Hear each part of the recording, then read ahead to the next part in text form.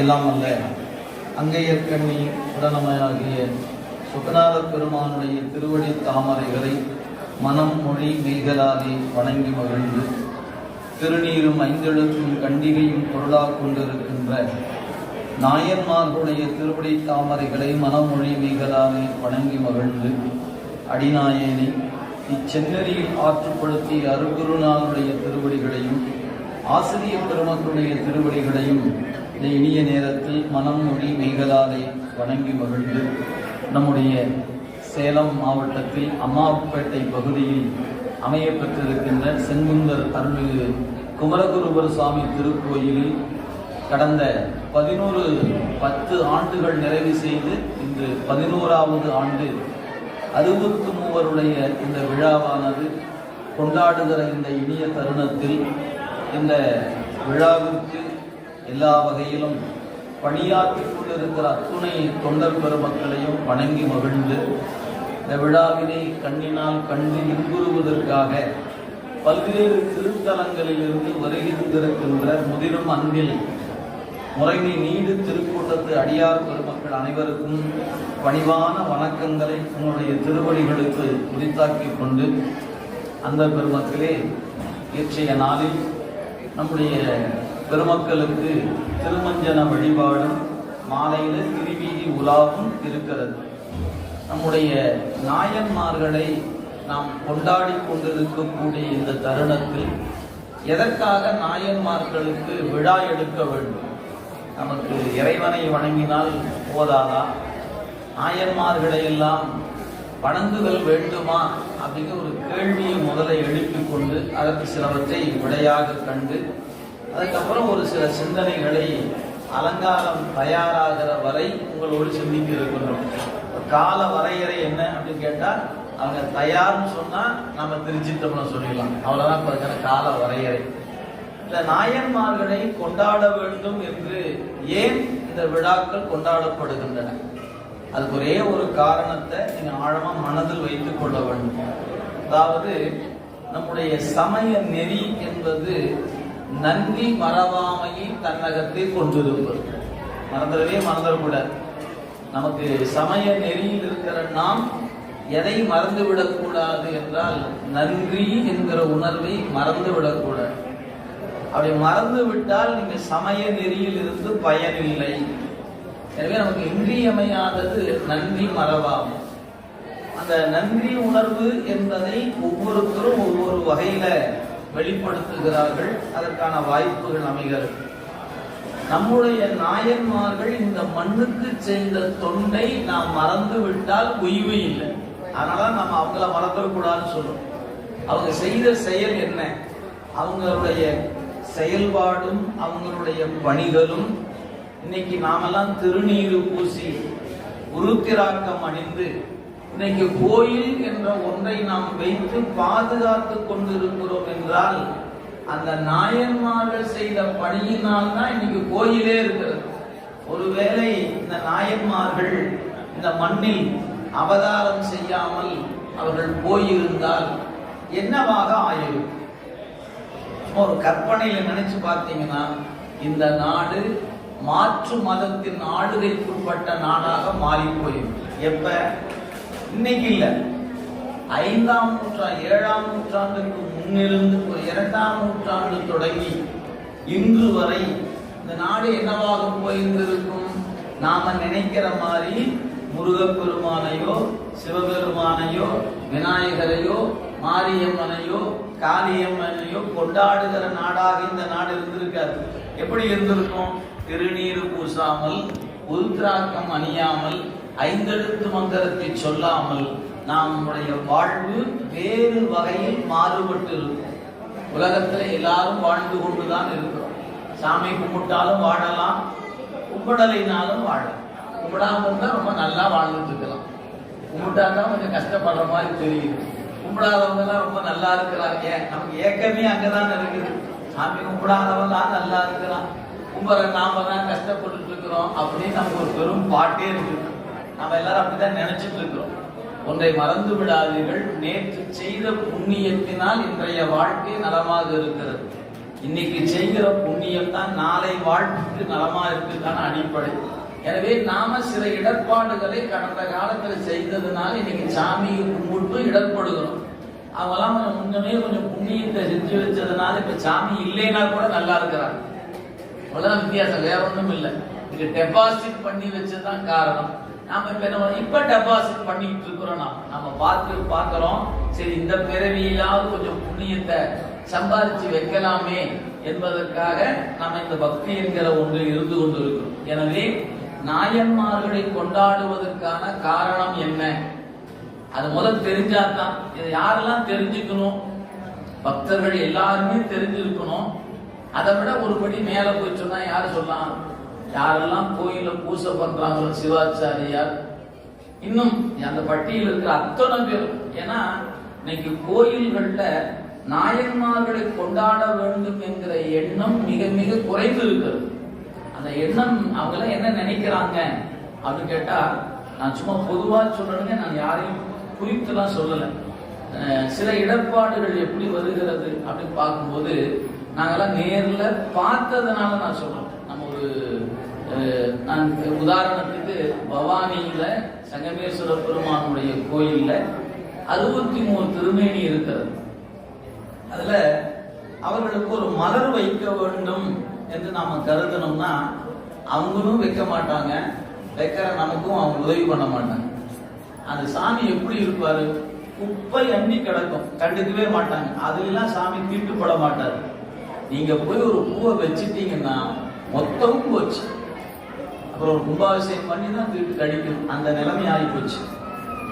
இது ஏன் சொல்ல வரேன் அப்படின்னா, வலிகளை கடந்துதான் நீங்க நிக்கிறோம். எல்லாரும் ஒவ்வொருத்துக்கும் ஒரு வலிகள் இருக்கும். அந்த நாயன்மார்களை நாம கொண்டாடுவதை விட, பக்தர்களாக நின்று நாம கொண்டாடுவதை விட பூசை பண்ணுகிறவங்க கொண்டாடியே ஆகணும். ஏன்? அவங்க வாழ்க்கையின் ஆதாரமே அந்த கோயிலை நம்பித்தான் நிக்குது. அந்த கோயில் இன்னைக்கு காப்பாற்றப்பட்டிருப்பதே அந்த நாயன்மார்களால் தான் சொன்னா, அவங்க நம்மளை விட ஒரு கோடி சேர்த்து கூப்பிடணுமா இல்லையா? அதுதான் இன்று குறைந்து போயிற்று. ஏன் நான் வலியுறுத்தி சொல்லுகிறேன் என்று சொன்னால், இன்னைக்கு பெரியவர்கள் திருமேனிகளை அமைத்து விட்டு சென்றார்கள்.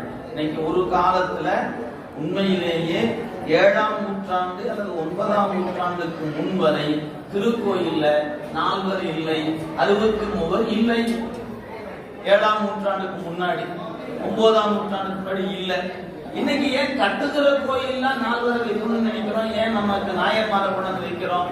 இந்த நாயன்மார்கள் இல்லை என்றால் இந்த சமய கோட்பாடுகள் இல்லை, இன்னைக்கு திருநீறு இல்லை, உருத்திராக்கம் இல்லை, இந்த சமய அடையாளங்கள் என்றோ தொலைந்து போயிருக்கும்.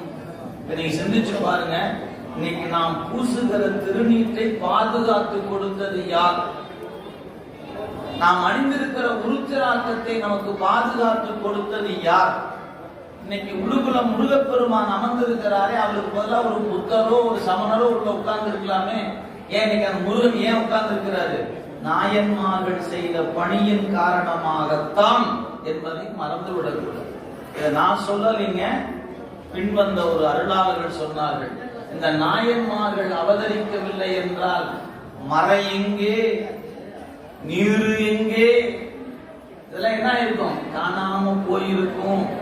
எனவே நாயன்மார்களை நாம் ஏன் கொண்டாட வேண்டும் என்று சொன்னார், அவர்களால் தான் திருக்கோயில்கள் பாதுகாக்கப்பட்டன, இந்த சமயம் பாதுகாக்கப்பட்டது. எனவே யாருக்கெல்லாம் நன்றி இருக்கிறதோ அவங்க எல்லாம் கொண்டாடலாம். அப்படி ஒரு வேலை எனக்கெல்லாம் அது இன்னும் எட்ட மாட்டேங்குதா, விட்டுட்டு போங்க உங்க பாடு.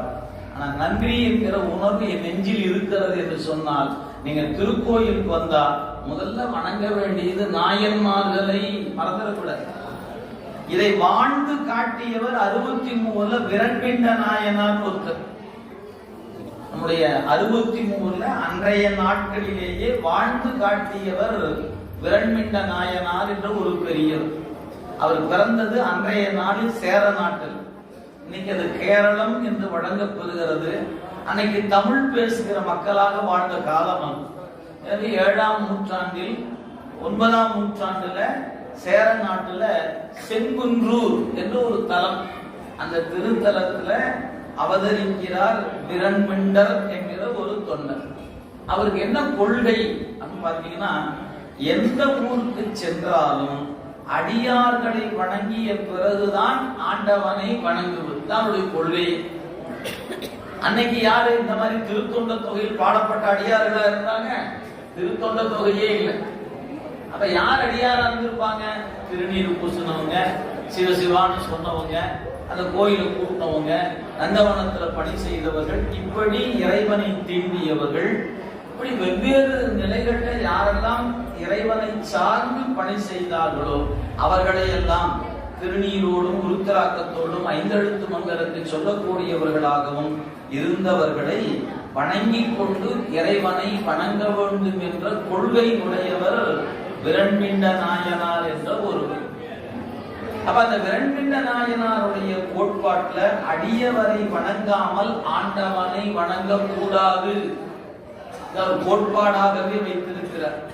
அப்படி ஒவ்வொரு ஊராக போய்கொண்டே வந்தவர் தான் ஒரு நாள் திருவாரூருக்கு வந்தார். அங்க புற்றிடம் கொண்ட பெருமானை வணங்கி மகிழ்ந்து அடியார் கூட்டத்தோடு இருக்கிறார். அப்படி இருக்கிற அந்த இனிய தருணத்தில் தான் நம்முடைய நால்வரில் ஒருவராக இருக்கக்கூடிய சுந்தரமூர்த்தி சுவாமிகள், அவர் பேர் நம்பி ஆரூரர் என்று பெயர். அந்த நம்பி ஆரூரராகிய அவர் முதல் நாள் தான் அவருக்கு திருமணம் முடிந்தது. திருமணம் முடித்த 2வது நாள் கோயிலுக்கு வந்துட்டார். நாமளா தான் என்ன பண்ணிருப்போம்,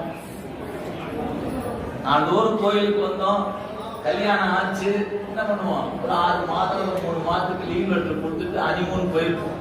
ஏதாவது ஒரு நாட்டுக்கு போயிட்டு வரஞ்சாமி, உன்னுடைய அருளாலே எனக்கு நல்ல வாழ்க்கை அமைந்தது, எனவே உனக்கு ஒரு 6 மாதம் விடுப்பு கொடுக்கிறது லெட்டர் எழுதி கொடுத்து சாமி கொடுத்து போட்டு நம்ம டூர் போயிருப்போம். அவர் அடுத்த நாள் கால சாமி கூட வந்தார். நீங்க அந்த நிலையை நினைத்து பார்க்கணும். அப்படின்னா என்ன அர்த்தம்? எந்த நிலையிலும் இறை வழிபாட்டை கைவிட்டு விடாதீர்கள். எது இன்பமா இருக்கும் போதே விட்டுடாதீங்க.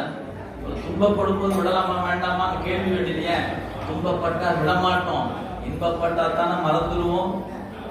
நமக்கு எல்லா வசதியும் இருந்து மகிழ்ச்சியும் இருந்துச்சுன்னா முருகனை போய் பார்க்கலாம் அப்படி வருவோமா என்ன?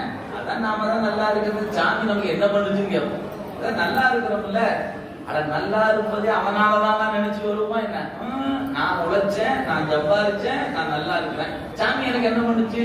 சாமி ஒண்ணுமே பண்ணல அப்படின்னு வீட்டுல உட்கார்ந்துக்கிட்டு டிவி பார்த்துக்கிட்டு எதோட பார்த்து கம்முன்னு இருக்குன்னு வச்சுக்கோங்க. அப்ப இன்பத்தில் இறைவனை நினைப்பது மிகச்சிலர் தான். துன்பத்துல எல்லாருமே நினைப்போம், அது எல்லாருக்கும் வாய்ந்த ஒன்று. அதான் சாமி எல்லாருக்கும் என்ன பண்ணி வச்சிருக்கிறாரு, கொஞ்சம் துன்பத்தை அப்படி தூவி விட்டு வச்சிருக்காரு. அப்ப தாண்டா உள்ள வருவான். ஏன் அவருக்கு எப்படியாவது வர வைக்கிறதான வேலை அவருக்கு. நம்ம நாடி வரணும்னா எனக்கு இன்பம் கொடுத்தா வரமாட்டான், கொஞ்சம் கொஞ்சம் துன்பத்தை கொடுத்து வச்சாதான் முருகா கண்டா கடப்பா கருவேலா அப்படி ஒடியாருவாங்க. இல்லைன்னு வச்சுக்கலேன், வேற ஏதாவது பேர சொல்லிட்டு எங்கேயாவது சுத்திட்டு இருப்பானே. அதனால சாமி பார்த்தாரு, கொஞ்சம் கொஞ்சம் துன்பத்தை அப்பப்ப கொடுத்தா தான் வருவான். நீங்க இன்பம் கொடுத்தாலும் வந்தா உங்களுக்கு துன்பமே கொடுக்க மாட்டேன். நீங்க வேணா டெஸ்ட் பண்ணி பார்த்துக்கோங்க. உங்க பரிசோதனையில உங்களுக்கு இன்பம் வரும்போது, மகிழ்ச்சியா இருக்கும் போது முருகனை வந்து பார்க்கணும். கந்தா உன்னுடைய கருணையினால நான் நல்லா இருக்கிற முருகா அப்படின்னு எத்தனை பேருக்கு வந்து சொல்லுவீங்க முருகன்ட்ட? மகிழ்ச்சியில வந்து சொல்லணும். பாட்டத்துல வந்து துன்பத்துல வந்து கேட்கந்தா எனக்கு கண்டுக்கவே மாட்டையா, நான் உனக்கு ஆளாவே தெரியலையா அப்படின்னு வருந்தி வந்து பார்ப்பதில்லை, மகிழ்ச்சியில வந்து பார்க்கணும். அப்படி ஒரு வாய்ப்பு இருக்குமானால் அதுதான் பக்தியினுடைய உச்ச நிலை. அது நான் சொல்லல, நம்முடைய அருளாளர்கள் சொன்னாங்க. நலம் தீங்கிலும் உன்னை மறந்தறியேன், நலத்திலும் மறந்தறியேன், தீங்கிலும் மறந்தறியேன், நலம் தீங்கிலும் உன்னை மறந்தறியேன். எனவே இறை என்கிற சிந்தனை எப்போதும் நமக்கு இருக்க வேண்டும் என்று நம் சமயம் நமக்கு அறிவுறுத்துகிறது. அந்த வகையில திருமணம் முடிந்தது. அடுத்த நாள் காலை பெருமான காண வந்துட்டார்.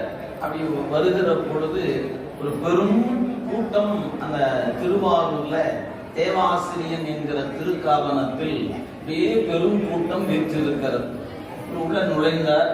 நேற்று வரைக்கும் இவ்வளவு கூட்டம் இல்லையே. நிறைய பேர் கேட்டுப்பாங்களா இல்லையா, என்னைக்கு என்ன பெருமாள், என்ன கோயில், என்ன விசேஷம், இத்தனை பேர் 63 விழாயா, அதனால நிறைய அடியார் வராங்க, நீங்கள் வெளியிருக்கும் பார்த்துருப்பாங்களா இல்லையா? அது போல அன்னைக்கு பெரும் கூட்டமாக இருந்தது. எல்லாரும் பேசிக்கொண்டார். இவர் வந்தாரு, பார்க்கிறார், நல்ல பழுத்த தொண்டர்கள், அன்பில் சிறந்திருக்கக்கூடியவர்கள் எல்லோரும் வைத்திருப்பதை பார்த்தோன்னே இவருக்கு என்ன தோணுச்சு? இந்த அன்புடைய தொண்டர்களை பக்கத்துல போய் வணங்குவதற்கான அன்பு என்னிடத்தில் இல்லை. அது நினைத்து பாருங்க, என்னிடத்துல இவங்களை போல அன்பெல்லாம் இல்லை.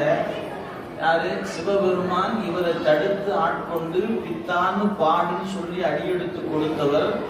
இவர் கூட்ட சாமி வந்து நிற்பார். நம்ம கூட்ட சாமி வந்து நிற்குமா? நம்ம வீட்டு பையனே வந்து நிற்க மாட்டாங்க. நம்ம கூட்ட உங்களுக்கு வேற வேலைன்னா போயான்னு போயிடும். நம்ம ஒரு 100 முறை வருத்தி கூப்பிட்டா ஒரு முறை போச்சானி தொலை முடிஞ்சு வந்து என்ன சொல்லு, எனக்கு வேலை இருக்குதுமா, சும்மா தாண்டா கூப்பிட்ட, சும்மா ஏன் கூப்பிட்டா அப்படிமா. அப்ப நம்ம பையனே வரமாட்டான், சாமி நாம கூப்பிட்டா வருவான். என்ன ஏன்? அந்த அன்பு இல்லை என்பதனால. நமக்கு அன்பு இருந்துச்சுன்னா நாம கூப்பிட்டாலும் சாமி என்ன பண்ணுவாரு? வந்து முன்னாடி நிற்பாரு. நீ கூப்பிட்டா தான் வர்றது இல்லை, கூப்பிடாமலேயே வர்றது. அதான் அவனுடைய பெருங்கருணை. அதனால அப்படிப்பட்ட அந்த இறைவனுடைய அன்பை பெற்ற நம்பி ஆரூரர், எனக்கு அன்பில்லை, இந்த தொண்டரை வணங்குற வாய்ப்பு எனக்கு என்னைக்கு அமைப்புன்னு ஒரு ஓரமா ஒதுங்கி அப்படியே போனார். அந்த நேரம் உள்ள உட்கார்ந்து இருந்த சேர நாட்டிலிருந்து வந்த விரண்மிண்ட நாயனார் என்பவர் பார்த்தார். பார்த்து, யார் அவர் அங்க போறாரே அப்படின்னாரு. அவர் சொன்னாரு, ஐயா அவர் தான் எங்க திருக்கூட்டத்துக்கு தலைவர், பெயர் நம்பி ஆரூரர் அப்படின்னு சொன்னாங்க. அந்த அந்த விரண்மிண்ட நாயனாருக்கு மிகப்பெரிய கோபம் வந்துச்சு. ஓஹோ, சிவபெருமானுக்கு நண்பர் என்று சொன்னால், உங்க கூட்டத்தின் தலைவர் என்று சொன்னால் அடியார வணங்காம அவர்கிட்ட போயிடுவாராயா அப்படின்னு கோபம் கொண்டவர் என்ன செய்தார்? இவரை இந்த திருக்கூட்டத்தில் இப்பொழுது நான் நீக்குகிறேன். எப்படி இருக்குன்னு நினைச்சு பாருங்க. யாராவது துணிஞ்சு சொல்ல முடியுமா? நான் யாரோ ஒருத்தர் நான் வந்து வெளியூருக்கு வந்திருக்கிற அடியார்கள் யாரோ ஒருத்தர் வந்து அம்மாப்பேட்டைக்கு வந்து திருமணத்துல யார் உறுப்பினர்களா இருக்கிறாங்க, இவரை நான் நீக்கிறேன் அப்படின்னு சொன்னா வீட்டுக்கு போயிட முடியுமா? யோ, ஆளை பார்த்து ஆள் சொல்றது, எங்கிருந்தியா வந்த நீ அப்படின்னு நாமளே விட மாட்டோம். அப்புறம் அவங்க பொறுப்பாளர் கேட்கறது அப்புறமேலு இல்லையா? அங்கிருந்து வந்துட்டு சேர நாட்டிலிருந்து வந்துட்டு சோழ நாட்டில் வந்து உட்கார்ந்துக்கிட்டு எங்க கூட்ட தலைவரை பார்த்து விளக்குகிறேன் நீ சொல்லுகிறீர் அப்படின்னு யாராவது கோச்சுக்காங்க. ஒருத்தரும் கோச்சுக்கிற சிவசிவான்னு என்ன கம்முன்னு உட்கார்ந்து இருக்கிறாங்க. இவருடைய ஓரம் ஒதுங்கி அந்த பக்கம் போனாரு பாருங்க. அங்க இருக்கிற புற்றிடம் கொண்ட பெருமான் என்ன பண்ணாரு? கதறிட்டு வர்றாரு முன்னாடி. அப்பா நில்லு, நான் வரேன். இவர் அவரை பார்க்க போனார். அவர் வந்து நில்லு, நான் வரேன் அப்படின்னு நேரம் போய் கொடி மரத்துல உளுந்து விழுந்தாரு பாருங்க. எதுக்க வந்து நின்றுட்டார். பெருமானை பார்த்து ஒரு பெரிய மகிழ்ச்சி. விழுந்து வணங்கி தொழுது அழுது நிற்கிறாரு. பெருமான் சொன்னாரு, நீ எதா இருந்தாலும் அப்புறம் பேசிக்கலாம், நீ முதல்ல போய் அந்த அடியார்கள் அங்க இருக்கிறாங்க பத்தி அவரை போய் வணங்கிக்கிட்டு அப்புறமேல் வாங்க. அடியவரை வணங்கி கொண்டு பிறகு வா அப்படின்னாரு. உடனே இவர் சொன்னாரு, ஏற்கனவே பயந்து போய் தான் சாமி நான் வந்திருக்கிறேன், இந்த அடியாரை எப்படி வணங்குதுன்னு எனக்கு தெரியல நினைச்சுதான் ஒருவாறு ஒதுங்கி வந்தேன். இப்ப நீங்க வேற என்ன சொல்றீங்க? போய் கும்பிடுன்னு சொல்றீங்க. எனக்கு என்ன தெரியும் நான் போய் கும்பிடுறதுக்குங்க? ஓ, உனக்கு தெரியாதுன்னா கும்பிடாம வந்துட்டியோ? சரி, நான் சொல்றேன் கேட்டுக்கங்க. ஒரு 4 வரி இந்த பாட்டை நீங்க வீட்டுல போய் பெரிய புராண நூல்ல பார்த்து கொள்ளுங்க. பெருமையால் தம்மை ஒப்பார், பேணலால் எம்மை பெற்றார், அப்படி ஒரு 4 வரி பாட்டு. பெருமையால் தம்மை ஒப்பார், பேணலால் எம்மை பெற்றார், அருமையாம் நிலையில் நின்றார், அன்பினால் இன்பம் ஆழ்வார். அருமையான தொடர் அந்த பாட்டு. அது ரொம்ப பிரிச்சா ஒரு 4 புற அந்த வரிக்கு விளக்கம் சொல்லலாம். அவ்வளவு கருத்து அந்த 4 வரிக்குள்ள இருக்கு. அடியார்களை பற்றி சிவபெருமான் சொன்ன கருத்து மறந்துடக்கூடாது. சேக்கிழார் சொன்னதில்ல. இந்த சிவனடியார்கள் யார் அப்படிங்கிற கேள்விக்கு இறைவன் சொன்ன பதில் பெருமையால் தம்மை ஒப்பார். அது ஒரு வரிக்கு மட்டும் பதில் சொல்றேன், கேட்டுக்குங்க. ஒவ்வொரு சிவனடியாரும் தன்னிகரற்றவர்கள். கண்ணப்ப நாயனாருக்கு நிகர் கண்ணப்ப நாயனார் தான். திருஞான சம்பந்த பெருமானுக்கு நிகர் திருஞான சம்பந்தர் தான். செருப்பு தைத்து கொண்டிருக்கிற ஒரு தொண்டர் இருக்கிறார், அவருக்கு நிகர் அவர்தான். அவருக்கு நிகர் இவரோ, இவருக்கு நிகர் அவரோ இல்லை. ஒவ்வொருவரும் தன்னிகரற்றவர்கள். பெருமை எப்படிப்பட்டது? அவங்களுக்கு நிகர் அவங்க தான். திருஞான சம்பந்தர், திருநாவுக்கர், சுந்தரன் மூவர் மட்டுமல்ல, ஒவ்வொரு தொண்டரும் தன்னிகரற்ற தொண்டர்கள். இதை முதல் நீ அறிந்து கொள்னார் சாமி. அப்ப மீதி இந்த 3 வரிக்கு பொருள் தெரியுமா இல்லையா? பெருமையால் தம்மை ஒப்பார். அப்படிப்பட்ட தொண்டர்கள் தான் அந்த நாயன்மார்கள் என்கிற அடியவர்கள். சொல்ல சொல்ல அவருக்கு என்னாச்சு? கை காலம் நடுவே ஆரம்பிச்சு. சாமி, நான் ஏற்கனவே பயந்துகிட்டு வந்தேன், இப்ப நீ இவ்வளவு சொன்னது பிறகு ஐயோ சாமி, நான் என்னத்தை போய் அவங்களை போய் வணங்குவதுன்னார். சரி, கவலைப்படாத, நான் அடி எடுத்து கொடுக்கிறேன், நீ பாடுனார். அப்பதான் ஒரு வரி எடுத்து கொடுக்கிறார். தில்லைவாழ் அந்தனதம் அடியார்க்கும் அடியும். இந்த ஒரு வரி சிவபெருமான் சொன்ன வரி என்பதை மறந்துடாது. ஏன் இந்த வரிகள் ஒரு புலவர் தந்ததல்ல, கண்ணுதற் பெரும் கடவுளாகிய சிவபெருமான் கொடுத்த வரிதான். தில்லைவாழ் அந்தனதம் அடியார்க்கும் அடியே. அப்ப தில்லைவாழ் அந்தனதம் அடியார்க்கும் அடியேன் என்ற அடி எடுத்து கொடுத்து இதை வச்சுக்கிட்டு நீ பாடுபோ அப்படின்னார். அப்படியே அதை எடுத்துக்கொண்டு அப்படியே நேரா வந்தார். அடியர் கூட்டம் இருந்தது. விழுந்தார், எழுந்தார், கண்ணீர் பெருக்கோடு நிற்கிறார். கைகளை தலைக்கு மேல குவித்துக் கொண்டார். அவர் எப்படி பாடினார் என்று சேக்கிழார் பெருமான் அருள் செய்கிறார். தூரத்தே திருக்கூட்டம் பல முறையால் துரித்து அன்பு சேர தாழ்ந்து எழுந்து நின்று அருகு சென்று நின்று அழியா வீரத்தால் எல்லாருக்கும் தனி தனி வேறு அடியேன் என்று ஆர்வத்தால் திருத்தொண்ட தொகை பதிகம் அருள் செய்தார். அவர் பாடின பாட்டு விழுந்து எழுந்து அருகு சென்று அப்படின்னு குறிப்பிட்டார். அப்படின்னா என்ன அர்த்தம்? ஒரு நாயன்மாரை சொல்லும் போது ஒரு தடவை விழுந்து கும்பிடுன்னு அர்த்தம்.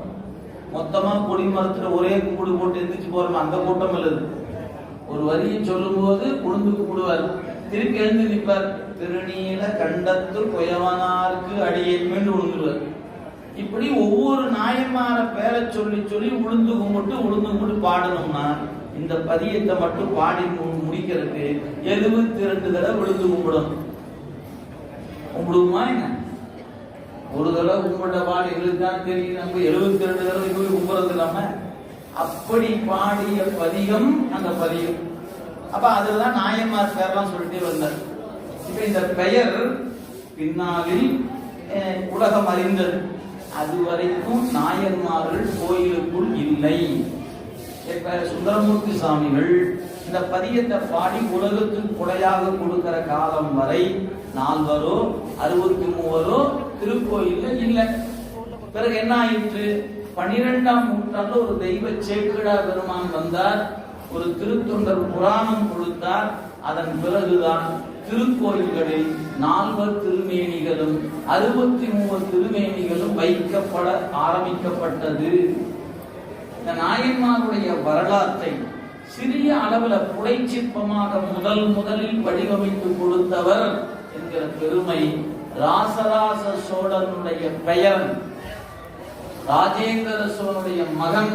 அவன் முதல்ல ஐராவதேஸ்வரர் கோயில் என்று கும்பகோணத்துக்கு பக்கத்துல தாராசுரத்தில் ஒரு கோயில் இருக்கிறது.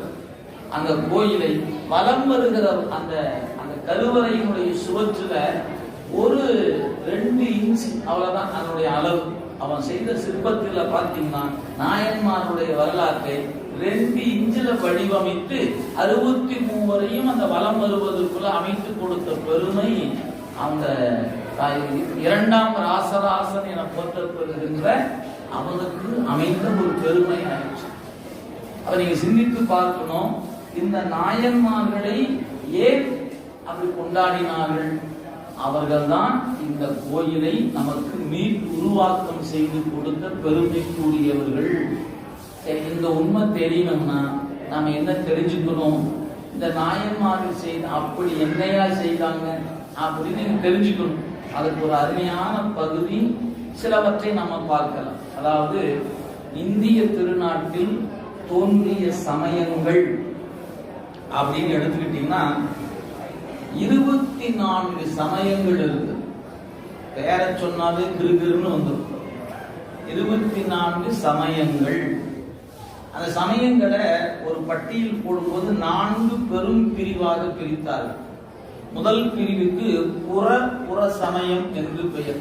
தூரத்திலும் தூரமாயிருப்பவர்கள் அர்த்தம். புறம்னா தூரம், புறம் தூரத்திலும் தூரமாக இருப்பவர்கள் ஒரு 6 பேர். அதுக்கு அடுத்தது தூரத்தை இருப்பவர்கள் ஒரு 6 பேர். அதுக்கு அடுத்தது அகத்துக்கும் கொஞ்சம் தூரமா இருப்பவங்க. எனவே அகப்புற சமயத்துல ஒரு 6 பேருங்க. அகச்சமயத்துக்குள்ள ஒரு 6 பேர். இந்த 4 பிரிவுல 6 சமயங்கள், மொத்தம் 24 சமயங்கள். இந்த பெயரை கூட நம்ம கேள்விப்பட்டிருப்பான்னு தெரியாது. அவ்வளவு சமயங்கள் இந்த நாட்டில் இருந்தது. எந்த நாட்டுல? இந்திய திருநாட்டில். உங்களுக்கு யாருக்காவது இதை பற்றி விரிவான செய்தி தெரிந்து கொள்ள வேண்டும் என்று கருதினால் இந்த புத்தக கண்காட்சி நடக்கிற பொழுது இந்திய தத்துவ ஞானம் என்று ஒரு புத்தகம் இருக்கிறது. கி லட்சுமணன் என்று சொல்லக்கூடிய ஒரு பேராசிரியர் ஒரு புத்தகம் கொடுத்திருக்கிறார். இந்திய அரசின் சாகித்ய அகாடமி விருது பெற்ற நூல். இந்திய அரசினுடைய நூல்கள்ல சிறந்த பரிசுக்குரிய பரிசாக போற்றப்படுவது சாகித்ய அகாடமி என்கிற விருது. அந்த விருது பெற்ற நூலில் பட்டியல் இருக்கிற நூல் இந்த நூல். அந்த நூலுக்கு பேர் இந்திய தத்துவ ஞானங்கள். அந்த நூலுக்கு பெயரே இந்திய தத்துவ ஞானம் என்று பெயர். அந்த நூல்ல இந்த 24 சமயங்களை தோற்றுவித்தவர் யார்? இந்த சமயமா இது இவரால் தோற்றுவிக்கப்பட்டது. அவர் என்ன சொல்லி இருக்கிறாரு அந்த நூல்ல? அவர் எந்த முடிவும் சொல்லல. அதான் வியப்பு. ஏன் தெரியுங்களா? நீ படிச்சு பார்த்து உன் அறிவுக்கு எட்டி அதுக்கப்புறம் முடிவுக்கு வாட்ட. நாம முடிவுக்கு வந்துருவோமா என்ன? வரவே மாட்டோம். ஏன்? எல்லாமே நல்லா இருக்க மாதிரியே தெரியும். எப்படி? புடவை கடைக்கு போய் பார்த்து ஃபர்ஸ்ட் ஃப்ளோர் ஒரு புடவை எடுத்து நல்லா இருக்கு எடுத்து வச்சு போட்டு, அப்புறம் மேலேயும் இருக்குதுங்கன்னு சொன்னோடனே 2வது ஃப்ளோருக்கு போனோம். அங்க ஒரு புடவை எடுத்து வச்சோம். மொத்தத்தி பெண்ணாச்சு ஒரு 6 புடவை எடுத்து வச்சுக்கிட்டோம். 6 நல்லாவே இருக்க மாதிரியே இருக்குதே. என்ன பண்ணலாம்? 6ஐயுமே பேக் பண்ணிடலாமா? அது வீட்டுக்காரர் வேற ஒத்துக்க மாட்டாரு. ஏதாவது ஒன்றத்தான் வேணும். என்ன பண்றதுன்னு தெரியல. ஒரு புடவை எடுக்கிறதுலே நம்மளால தடுமாறி கொண்டு இருக்கிற ஆள் நாம. புத்தகத்தை வச்சு 24 சமயத்தை எடுத்து வச்சு இதெல்லாம் சொல்றது பாருங்க. நான் எப்படி இருக்குங்க? ஆளை ஒழுங்க சாமி, நான் சாமியே கும்பல போயிடும். இதான் நம்ம நிலைமைங்க. இதுல என்ன வியப்பு தெரியுங்க? சாமியே இல்லாதவங்களும் இதெல்லாம் இருக்கிறாங்க. சாமியே இல்லைன்னு சொல்லி ஒரு கூட்டம் இருக்கு இல்லையா? அவர்களுக்கும் இந்த 24 சமயத்துக்கு ஒரு இடம் இருக்கிறது. எனவே நான் 24 விரிந்தெல்லாம் சொல்ல போறதில்லை. ஒரு புரிதலுக்காக நான் சொல்லுகிறேன். இந்தியாவில் தோன்றிய சமயங்கள் என்று எடுத்துக்கொண்டால் 24 சமயங்கள் இந்த மண்ணில் தோன்றிய சமயம். அதுல ரொம்ப முக்கியமானதுன்னு சொன்னீங்கன்னா இன்னைக்கு சைவம், வைணவம் அப்படின்னு பேர் சொல்லுகிற சமயங்களை பார்க்கிறோம். அதே போல மாற்று சமயங்கள்ல அன்றைய காலத்துல இருந்தது சமணமும் பௌத்தமும். ஏன்னா இன்னைக்கு நம்ம வீடுகள்லாம் நீங்க பல கோடி ரூபாய் வீடு கட்டினீங்கன்னா கண்டிப்பா உங்க வீட்டுல என்ன இருக்கும்? ஒரு புத்தர் இருப்பார். ஏன்னா அவர் தான் அமைதியின் திருவுரு, அவர் தான் சாந்தத்தை கொடுக்கிறார் அப்படின்னு. உள்ளுக்குள்ள சாமி பூசையாரே சாமி வச்சிருப்போம். வெளியில பாத்தீங்கன்னா ஒரு புத்தர் சிலையை வச்சிருப்பாங்க. ஏன்னு கேட்டா அது பார்த்தா ஒரு அமைதியா இருக்குன்னு. ஆனா நமக்கு அவருக்கு சம்பந்தமே இல்லையா அப்படி யாருக்குமே தெரியுமா? ஏன் ஆர்கிடெக்ட் சொன்னாருன்னு அதை வச்சிருக்கிறேன். நினைச்சு பாருங்க, அவர்கள் என்ன கோட்பாட்டை இந்த மண்ணில் விதைத்தார்கள் முதல் தெரிஞ்சுக்கணுமா இல்லையா? புத்தருடைய கோட்பாட்டு தெய்வ வழிபாடு இல்லை, தெய்வத்துக்கு தெய்வமே இல்லை. அப்புறம் தெய்வத்துக்கு உருவம் இருக்குது, உருவம் இல்லை, சாமி அதெல்லாம் இல்லை. கடவுள் என்ற ஒன்றை மறுக்க எழுந்த சமயங்களில் ஒன்று புத்த சமயம். கடவுள் இல்லை என்று சொன்ன சமயத்தில் ஒன்று பௌத்த சமயம். எனவே புத்தரை தலைவராக கொண்ட சமயமும் கடவுள் வழிபாட்டை மறுத்தது. மகாவீரரை தலைவராக கொண்ட சமயமும் கடவுள் வழிபாட்டை மறுத்தது. சரி, அவங்க மறுத்துட்டு போறாங்க. அதனால என்ன ஆகி போச்சு அப்படின்னாரு, இந்த தமிழகத்தில் 2ஆம் நூற்றாண்டு தொடங்கி 7ஆம் நூற்றாண்டு வரை இந்த தமிழகம் எந்த நிலையில் இருந்தது என்று வரலாற்றின் பக்கங்கள் அப்படி கொஞ்சம் புரட்டி பார்த்தீங்கன்னா தமிழகத்தில் சமய கோட்பாடுகள் மலிந்து நலிந்து கசங்கி போய் கிடந்தது, இருக்கும் இடம் தெரியாமல். அப்படி ஒரு காலம் இந்த மண்ணில் இருந்தது, மறந்துடாதீங்க. ஏன்னா நமக்கு வரலாறு தெரியாததுனால இப்ப நாம கஷ்டப்பட்டு உழைத்து சம்பாதிச்சு ஒரு வீட்டை கட்டி ஒரு தொழில் அமைச்சு கொடுத்தோம்னா நம்ம பையனுக்கு அருமையே தெரியுது. நீங்க ஏதாவது கதை சொன்ன, எங்க அப்பா ஆரம்பிச்சுட்டாங்க கதை கேட்டா, நான் சைக்கிள்ல போனேன், நடந்து போனேன், நான் கஷ்டப்பட்டேன். நீ கஷ்டப்பட்ட, நீ இம்பாடது எனக்கு. நான் ஏன் கஷ்டப்பட்டேன்? எங்க அப்பா நல்லா சம்பாதிச்சு வச்சிருக்காங்க. ஆனா நான் கஷ்டப்பட்டு தாண்டா சம்பாதிச்சேன், சோத்துக்கெல்லாம் கஷ்டப்பட்டேன், படிக்கிற கஷ்டப்பட்டேன்னா அது உங்களை. எத்தனை கதை இந்த கதையை சொல்லிட்டு நிறுத்து, முதல்ல நீ உங்களோட நிறுத்துங்க. ஏன்? உங்களுடைய அனுபவத்தை அவன் காது கொடுத்து கூட கேட்க தயாராக. நீங்க உழைத்து கஷ்டப்படாம சம்பாதிப்பது நிலைத்து நிற்காது. கஷ்டப்பட்டாவே நிலைக்க மாட்டேங்கிறது பல பேருடைய பாடு. அதுல கஷ்டமே இல்லாம சம்பாதிச்சோம்னா நிலைத்திருமா? என்ன நிலைக்காது. அப்ப உங்களுக்கு என்ன தெரிஞ்சிருக்கணும்? உங்க வீட்டுல உங்க அப்பா படம் வச்சிருக்கீங்கன்னு வச்சுக்கோங்க. உதாரணத்துக்கு நான் சொல்றேன், நீங்க உங்க அப்பாவுடைய படம், ஏன் அவர் தான் உங்களுக்கு ஒரு இக்கட்டான சூழல்ல உங்களுக்கு ஒரு கல்வியை கொடுத்து ஒரு தொழிலை அமைத்து கொடுத்து நீங்க வாழ்கிற வாழ்க்கைக்கு அவதான் ஒரு அடையாளம் வந்து நீங்க வச்சு கும்புறீங்க வச்சுங்க. உங்களுக்கு அந்த அப்பா படத்தை பார்த்தா கண்ணெல்லாம் கலங்கி போய் அப்படியே அழுக வந்துடும். உங்க பையனுக்கு வருமா என்ன? எங்க அப்பா ஒரு போட்டா முன்னே அழுவாம்பாரு அப்படிமா. ஏன்னா அவனுக்கு தெரியாதுங்க, பட்ட துயரம் உங்களுக்கு தான் தெரியும். அவர் தன்னை உருக்கி கொண்டு உங்களை உருவாக்கி இருக்கிறார் உங்களுக்கு தான் தெரியும். உங்க மகனுக்கு தெரியுமா? தெரியாது. எனவே நீங்க போய் அந்த படத்துக்கு முன்னாடி ஒரு சொட்டு கண்ணீர் விடுவது அவங்க எப்படி? எங்க அப்பா நடிக்கிறாமா, என்னம்மா நடிக்கிறா தெரியுமாயா அப்படின்வா. இதுதாங்க நமக்கான நிலைமை. அதுதான் இதே நிலைமை தான் கோயில். எங்க நாயன்மார்கள் எப்படிப்பட்டவங்க? நான் சொல்றது அப்பாவும் அம்மாவும் சம்பாதிச்சு உழைத்து அந்த மாதிரி இந்த கோயிலை எல்லாம் நாம் இன்னைக்கு கும்பிடுவதற்கு அவங்க செய்த அரும்பெரும் பணிகள். அதை உணர்ந்தீங்கன்னா முன்னாடி உங்களுக்கு கண்ணில் தண்ணீர் வந்தது. ஏன்? அப்பா உழைப்பு எந்த மகனுக்கு உணர்வுக்கு வருதோ அழுதான் நிற்பான். அந்த மாதிரி நாயன்மார்களை பார்த்தா, ஐயோ இவங்கெல்லாம் இந்த மண்ணில் தோன்றாது போயிருந்தால் இந்த கோயில்கள் இல்லை. நாம இப்ப என்ன நினைக்கிறோம்? இந்த கோயில்ல வேற இந்த சாமி எல்லாம் வச்சுக்கிட்டு நம்மள ஊசல வாங்குறாங்க. இத்தனை சாமி தண்ணி ஊத்தி பூக்கு தாராளம் ஆகுது அப்படின்னு பேசுற நிலைமையில நம்ம நாட்டினுடைய சமய சூழல் சிக்கி கிடக்கிறது. எனவே அன்பர்களே மறந்துடாதீங்க, இந்த சமயம் அப்படிங்கிற வகையில சமணமும் பௌத்தமும் எந்த கோட்பாட்டை இந்த மண்ணில் விதைத்தன என்றால், தெய்வம் இல்லை, தெய்வம் சொன்ன நூல் இல்லை, தெய்வமே இல்லை, தெய்வம் வந்து வேதம் சொல்லுச்சு, ஆகமம் சொல்லுச்சு, அதை சொல்லுச்சு, இதெல்லாம் ஒன்றும் சொல்ல, கம்மனு இரு அப்படின்ட்டாங்க. அவர்கள் எதையெல்லாம் மறுத்தார்களோ அந்த கோட்பாட்டில் இந்த நாடு சிக்கி கிடந்தது. இன்னைக்கு அந்த சமயம் இந்த மண்ணில் தோன்றியது. மகாவீரர் இந்தியாவில் தான் தோன்றினார், புத்தர் இந்தியாவில் தான் தோன்றினார். ஆனால் இந்த சமயத்தை பின்பற்றுகிற மக்களுடைய எண்ணிக்கை இன்னைக்கு இந்தியாவில் மிக மிக மிக குறைவு. ஏன்? இந்த மண்ணில் தோன்றியதுதான் இந்த ரெண்டு சமயங்களும். ஆனா இந்த தோன்றி இந்த சமயம் இன்று இந்த மண்ணில் இல்லை அப்படின்னு இருக்கிறது, மிக குறைவாக இருக்கிறது.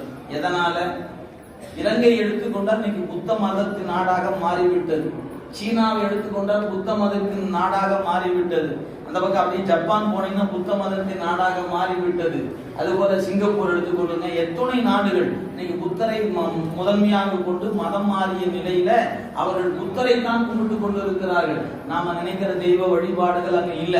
இங்க மட்டும் ஏன் அது இன்னும் இருக்குதுன்னு கேட்டா, அந்த கோட்பாடுகள் பிழை என்று சொல்லி இந்த கோட்பாட்டை நிலைநிறுத்தி காட்டியவர்கள் நம் நாயன்மார்கள்.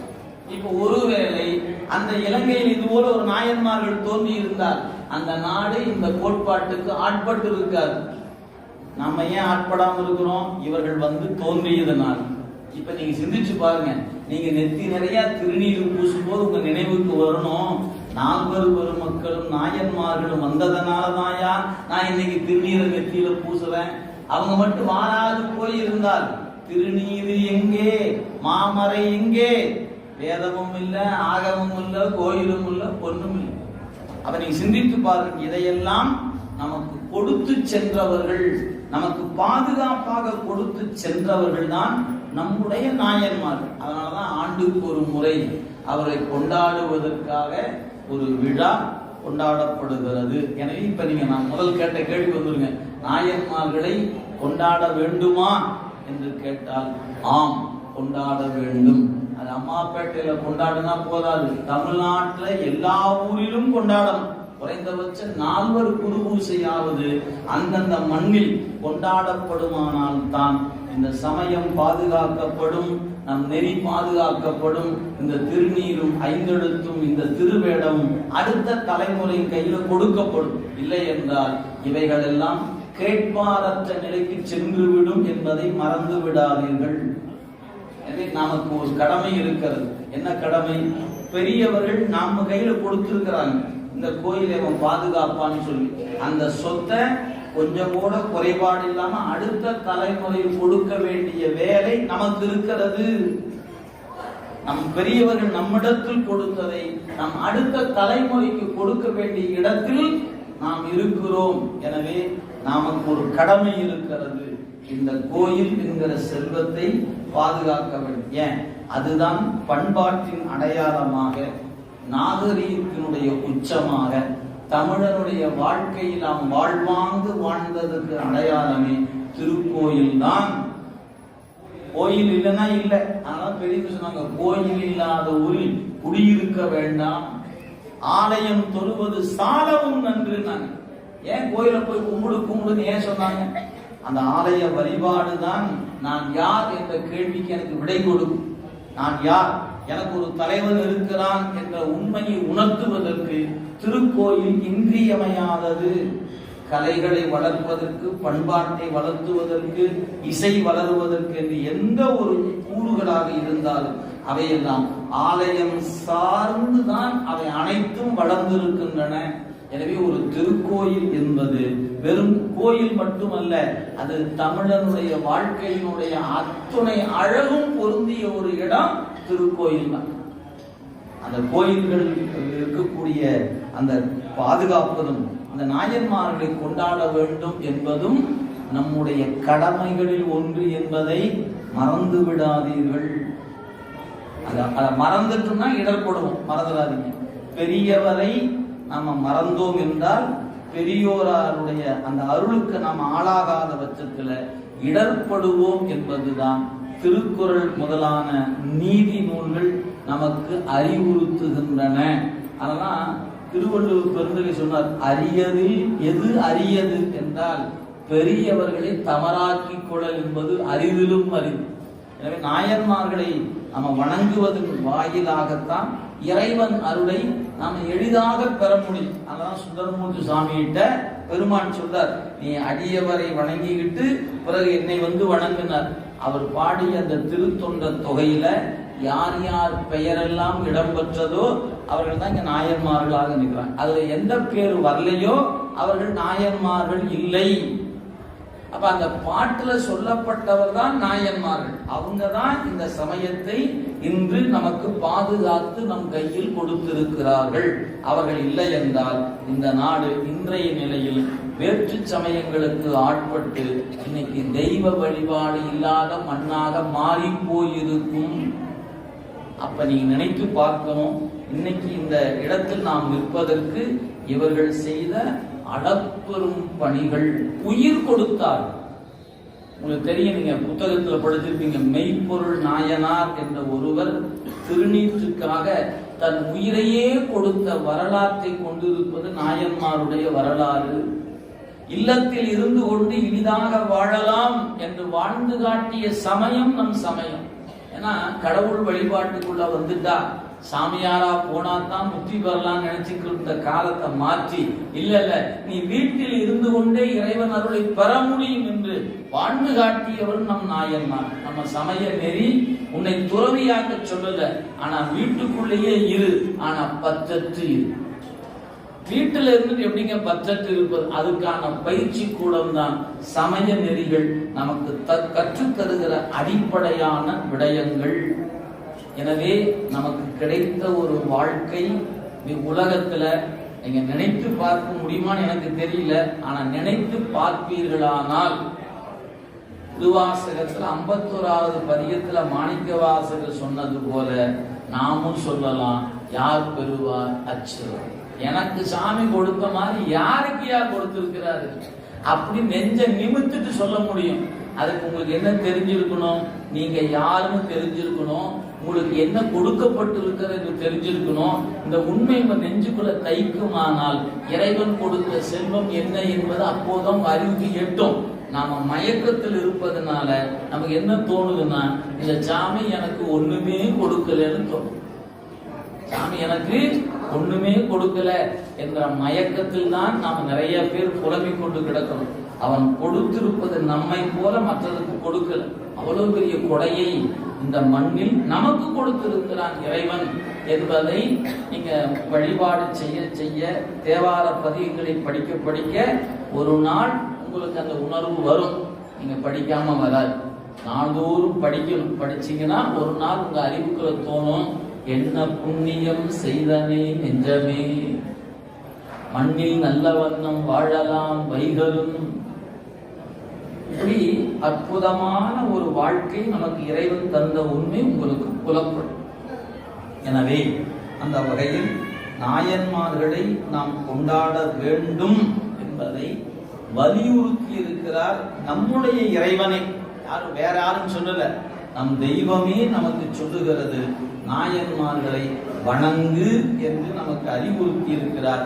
எனவே இறைவன் சொன்ன நெறியில தான் இன்னைக்கு நாம இந்த நாயன்மார்களை இன்னைக்கு கொண்டாடுவோம். அதுவும் நம்ம குறிப்பாக நம்முடைய அம்மாப்பேட்டை பகுதியில இந்த சொக்கநாத பெருமான் மீனாட்சி அம்மையுடனாகிய சொக்கநாதராக எழுந்தருளி இருக்கக்கூடிய இந்த ஆலயத்தில் ஒரு 10 ஆண்டுகளுக்கு முன்பாக 63 திருமேனிகள் செய்யப்பெற்று இன்னைக்கு ஒரு 11வது ஆண்டு இந்த விழா கொண்டாடுகிற இனிய தருணத்துல நாம் அமர்ந்திருக்கிறோம். அதற்காக பாடுபட்டவர்கள் எல்லாம் இன்னைக்கு ஒரு சிலர் இறைவனோடு கலந்து இருக்கிறார். அந்த பணியில யாரெல்லாம் இந்த திருமேனி இங்கு வர வேண்டும் என்று கருதினார்களோ அவங்கெல்லாம் இன்னைக்கு வையத்துள் வாழ்வாங்கு வானுரையின் தெய்வத்துள் வைக்கப்படும் என்ற நிலையில அவர்கள் அங்கு இருந்து கொண்டு இருக்கிறார்கள். இன்னைக்கு நாம கொண்டாடுவோம் என்பதற்குத்தானே அவர்கள் இதை கொடுத்து சென்று இருக்கிறார்கள்.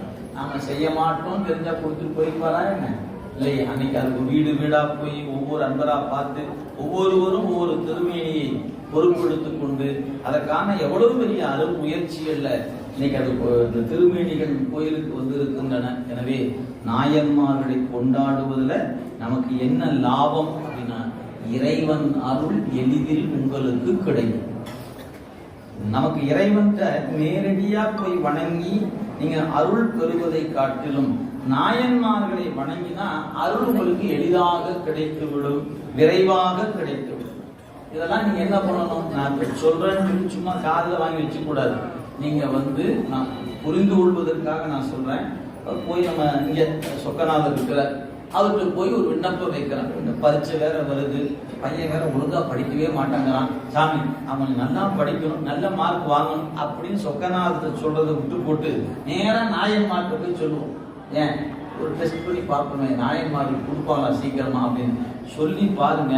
அப்படி ஒரு விண்ணப்பத்தை வச்சு அவங்க திருவடியில் ஒரு பூவை வச்சு, பெருமானே பையன் நல்லா படிக்கணும், நல்ல மதிப்பெண் பெறணும் அப்படி வேண்டி பாருங்க. சொக்கநாதத்தை எல்லாம் அங்கேயே சொல்லிட்டேன், அங்க வாங்கிக்க அப்படின்னு போயிருங்க. நடக்குதா இல்லையான்னு உங்க அனுபவத்துல பாருங்க. அப்பதான் தெரியும். இவற்றை சொன்னா கூட கொஞ்சம் தாமதமா தான் நடக்குங்க. அவங்கள்ட்ட சொன்னா ஃபைல் உடனே அர்ஜென்ட் ஃபைல் அப்படின்னு கையெழுத்த போட்டு பாஸ் பண்ணி விட்டுருவாங்க. நடக்குமாயா இது ஒரு சந்தேகம் வரும். ஏன்னா நமக்கு எப்பவுமே நம்ம அறிவு அப்படிப்பட்ட அறிவு தானே. அதனால ஒரு சின்ன ஒரு உதாரணம் சொல்றவங்க, நீங்க இதே நாயன்மார் வரலாறு, இந்த வரலாற்றை நீங்க படிச்சு பார்த்தீங்கன்னு வச்சுங்களேன். சில நாயன்மார்கள் இறைவனை வணங்கி கொண்டிருந்த காலத்துல இடர்பட்டார்கள். எதனால? சாப்பாடு. அதுல ஒருத்தர் இளையான்குடி மாறனார். இளையான்குடி என்ற தளத்தில் அவதரித்தவர், உழவு தொழில் செய்தவர், சிவனடியாருக்கு உணவு கொடுத்து வந்தவர். அவருக்கே ஒரு நாள் உணவு இல்லை என்கிற ஒரு நிலைமை வந்துச்சு அவருக்கு. அன்னைக்குதான் இறைவன் வந்தார். இறைவன் எப்ப வந்தார் தெரியுங்களா? ஒரு அருமையான நுட்பம் இருக்கிறார். அவரால் என்னைக்கு கொடுத்து கொண்டு இருக்க முடிந்ததோ அதுவரை இறைவன் வரல. இனிமேல் அவர் கடன் வாங்குவதற்கு கூட வாய்ப்பு இல்லை. இனி ஒருத்தரும் இவருக்கு பணம் தரமாட்டார்கள், செல்வம் தரமாட்டார்கள், பொருள் தரமாட்டார்கள் என்ற இடம் வந்த போது சிவபெருமான் வந்தார். ஏதிலாரும் இனி தருவாரில்லை போதும் வைகிற்று என்று இனி கொடுப்பதற்கு ஒருத்தரும் இல்லை என்ற பொழுது பெருமான் வந்தார்.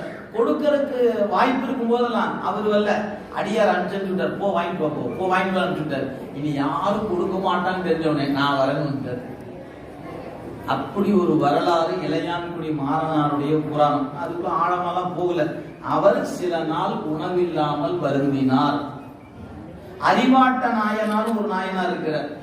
அவரும் அப்படித்தான் உழவு தொழில் செய்தவர். அவர் சில நாள் உணவில்லாமல் வருந்தினார். புகழ்துணை நாயனார் ஒருத்தர் இருக்கிறார். சுவாமிக்கு சிவாச்சாரியார் மரபுல பெருமானுக்கு திருமஞ்சனம் ஆட்டியவர். உணவு அவருக்கு கிடைக்கல. ஆனாலும் பசி என்கிற நிலை இருந்தாலும், வறுமை என்பது ஒன்று இருந்தாலும், இறைவனுக்கு திருமஞ்சனம் ஆட்டுவதை கைவிட மாட்டேன் என்று திருக்குடத்தை கொண்டு வந்து அப்படியே திருமஞ்சனம் ஆட்டும் போது உணவில்லாத காரணத்தால் உடம்பு சோர்வு காரணமாக குடத்தை சாமி மேல போட்டுட்டு அப்படி கீழே விழுந்துட்டார். அந்த நிலையிலும் அவர் வழிபாடு செய்ததுனால பெருமான் அப்பவே சொன்னாரு, இன்னையிலிருந்து உனக்கு ஒவ்வொரு நாளும் ஒரு படிக்காசு கொடுப்பேன், எடுத்துக்கொள், உன் வறுமை நீங்கட்டும். இந்த தலம் கும்பகோணத்திலிருந்து திருவாரூர் போற வழியில அரிசிற்கரை புத்தூர் என்று பெயர். இன்னைக்கு அழகா புத்தூர் என்று பெயர் பலகை பார்த்தீங்கன்னா அழகா புத்தூர் இருக்குது. அங்க இருக்கு சாமிக்கு படிக்காசு வைத்த நாதர் என்று பெயர். ஏன் நாள்தோறும் புகழ்துணை நாயனாருக்கு ஒரு படிக்காசு கொடுத்தார். இதெல்லாம் எதுக்கு சொல்லுவாங்க? இந்த இளையான்குடி மாறனார், அறிவாட்ட நாயனார், புகழ்துணை நாயனார் போன்றவர்கள் கூட பசி துன்பத்துக்கு ஆளானார்கள். ஒரு பக்கமா வச்சுக்கோங்க. திருவீழி மிழலை அப்படின்னு ஒரு தலம் இருக்கிறது. நீங்க கும்பகோணம் பகுதியில அங்கிருந்து நாகைப்பட்டினம் போறதுக்கு ஒரு சாலை இருக்குது. அதுல வந்தீங்கன்னா உங்களுக்கு நாச்சியார் கோயில், பூந்தோட்டம், அந்த வழியா அப்படியே போகலாம். அந்த பூந்தோட்டத்துக்கு இந்த நாச்சியார் கோயில் என்று சொல்லப்படுற இடையில ஒரு தலமாக இருப்பது திருவீழி மிழலை அப்படிங்கிற தலம். அங்க திருஞான சம்பந்தரும் திருநாவுக்கரசரும் அந்த திருத்தலத்துல வந்து தங்கி இருக்கிறார்கள். அவங்க வந்த காலம் கொஞ்சம் மழை குறைவான காலமாக போனதுனால உணவுப் பொருள்கள் வற்றி போயின. எனவே இப்ப வரவு குறையாக வந்ததுனால அந்த நிலத்தில் அந்த பகுதியில் ஒரு பஞ்சம் நிலவியது. இப்ப என்னாச்சு? திருஞான சம்பந்தரோடு ஆயிரக்கணக்கான தொண்டர்கள், திருநாவுக்கரசரோடு ஆயிரக்கணக்கான தொண்டர்கள் அந்த திருவீழி மிழலை திருத்தலத்துல தங்கி இருக்கிறாங்க. உணவு இல்லாத ஒரு சூழல் ஏற்பட்டது. பெருமான் இரவு கனவுல தோன்றி சொன்னார். யாரு? 2 பேருக்கு கனவுல. திருஞான சம்பந்தருடைய கனவிலும் திருநாவுக்கரசர் கனவிலும் தோன்றி சொல்லுகிறார். அவர் சொன்ன வாசகம் அப்படியே பார்த்துக் கொள்ளுங்க. கால நிலையால் உங்கள் கருத்தில் வாட்டம் உரீர். ஏன் உங்க 2 பேத்துக்கும் பசி என்கிறது ஒரு துன்பம் அல்ல. நீங்க 2 பேரும் பொருட்படுத்த மாட்டீர்கள், எனக்கு தெரியும். யாரு? சிவபெருமான் சொல்றார். கால நிலையால் உங்கள் கருத்தில் வாட்டம் உரீர். எனினும் இருந்தாலும் உங்களை கும்பலுக்கு ஒரு ஆயிரக்கணக்கான தொண்டர்கள் இருக்கிறாங்க இல்லையா? அந்த தொண்டர்களுக்கு பசி துன்பம் வரக்கூடாது என்பதற்காக நாளை முதல் உங்கள் இருவருக்கும் நான் காசு கொடுப்பேன். அதை வாங்கி கொண்டு நீங்க உணவு கொடுங்க. என்னைக்கு மழை பெய்து உணவு உற்பத்தி பெருகி அந்த தன்னிறைவு பெறுகிறதோ அங்கு கொடுக்கப்படுகிற காசு நிறுத்தப்படும். நடந்த வரலாறுங்க. நான் சொல்றது ஏதோ சும்மா கதை சொல்ல நினைச்சுக்காதீங்க. திருவீழி மிழலைக்கு போனீங்கன்னா மேற்கு பீடம் ஒரு இடம் இருக்குது, கிழக்கு பீடம். கிழக்கு பீடத்தில் திருஞான சம்பந்தருக்கும் மேற்கு பீடத்தில் திருநாவுக்கரசருக்கும் காசு கொடுத்த இடம். அங்க என்ன நுட்பம் சொல்றாரு? நீங்க 2 பேரும் என்னை கும்பிடுபவர்கள், நீங்க துன்பப்பட மாட்டீர் என்பது எனக்கு தெரியும். ஆனா உங்க 2 பேர்த்தையும் கும்பிடுறதுக்கு ஆயிரக்கணக்கான தொண்டர் இருக்கிறாங்க. அவர்களுக்கு பசி துன்பம் வரக்கூடாது என்பதற்காக நான் உங்களுக்கு காசு கொடுக்கிறேன். இப்ப நினைச்சு பாருங்களேன், தன்னை கும்பிடுகிற தொண்டன் பசி துன்பத்தில் ஆளானாலும் பரவாயில்லை, ஆனா தன்னை வணங்குற தொண்டனுக்கு பசி துன்பம் வரக்கூடாது கருதியும் சொக்கநாத பெருமாள். சும்மா பூச்சாண்டி காட்டுற வேலையெல்லாம் இல்லைங்க. ஏதோ நாயன்மார் கும்பிட சொல்றாங்க, கும்பிட இல்லவே இல்லை. சத்தியம் சொல்ற. நான் கோயில் உட்கார்ந்து பேசிட்டு இருக்கேன், எங்கேயோ தெருவில் உட்கார்ந்து பேசல. வானில் இருந்து விழுகிற சூரியனுடைய கதிரை உடம்பு ஏற்றுக்கொள்ளும். ஆனா அந்த கதிர் மண்ணுல விழுகுது, அந்த மண்ணை நடந்து போங்க பார்க்கலாம். சூரியனுடைய கதிர் நேரடியா உடம்புல விழுது, அந்த வெப்பத்தை நம்மால தாங்கிக் கொள்ள முடிகிறது. அந்த வெப்பத்தை வாங்கி பிரதிபலிக்கிற மண் மீது நம்மால் நடக்க முடியல. ஏன்? அந்த சூரியன் கதிர் போன்றது இறைவனுடைய அருள். அந்த அருளை வாங்கி பிரதிபலிக்கிற மண்ணை போன்றவர்கள் நாயன்மார்கள். நினைவு கொள்ளணும், அவங்களுக்கு உண்டா என்னையா கிடைக்கும்? என்ன வேணும் அத்தனையும் கிடைக்கும். நீங்க கும்பிட்டு பாருங்க. இந்த முறை இப்ப நான் சும்மா எடுத்துக்காட்டு சொல்றேனுங்க, மனசுல குறிச்சு வச்சுங்க. நடக்கலைன்னா அடுத்த ஆண்டு 12வது விழாவுக்கு நிச்சயம் வருவேன் இல்லையா? நீங்க சட்டை பிடிச்சி கேள்வி கேட்கலாம். ஐயோ நீ சொன்னா நான் கேட்ட நாயன்மார்ட்ட. ஒருவேளை நான் சொல்றேன், சும்மா எக்ஸாம்பிளுக்காக, உங்க வீட்டுல ஒரு பெண்ணுக்கு திருமணம் ஆகல, பையனுக்கு கல்யாணம் ஆகல, உங்ககிட்ட ஒரு விண்ணப்பம் வைங்க. சொக்கநாதர் மறந்துடுங்க, அவரை விட்டுருங்க, அவர் அப்புறம் பார்த்துக்கலாம். நாயன்மார்ட்ட வைங்க, சாமி என்னுடைய குழந்தைக்கு ஒரு திருமணம் ஆகும், அடுத்த ஆண்டு மணமக்களோடு உன்னை வந்து வணங்க வரும். அப்ப ஒரு விண்ணப்பத்தை வைங்க, சாமி கொடுக்கிறாரா இல்லையா?